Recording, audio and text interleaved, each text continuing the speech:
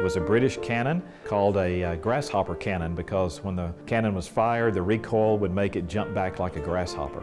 Stephen DeMint enjoys taking students on a walk through history at the American Freedom Museum. Here we have three different displays that illustrate the difference between the infantry, the artillery, and the cavalry during the war between the states. We formed the museum with the idea and the hope that this generation and future generations would learn more about history, about our heritage. Stephen's appreciation for history came from his father, who was in the Army Air Corps during World War II.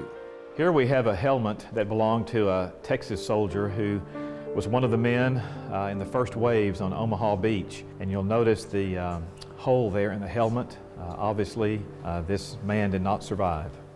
The museum houses over 650 artifacts, from the Revolutionary War to the war on terrorism.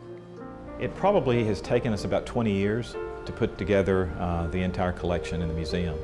I think one of the neatest items in the museum is a cannon that was used by Andrew Jackson at the Battle of New Orleans.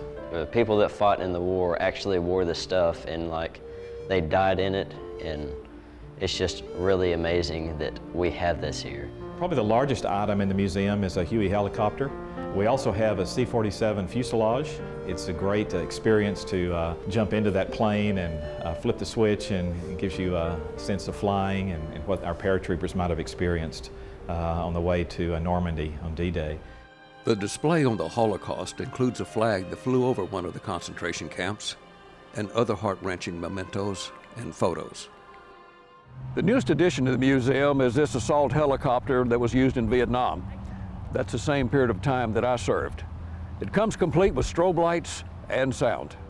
A museum Stephen hopes will inspire others. These people were a big part of our country, and I think that we need to respect who they were and what they did for us, because we couldn't be here without them.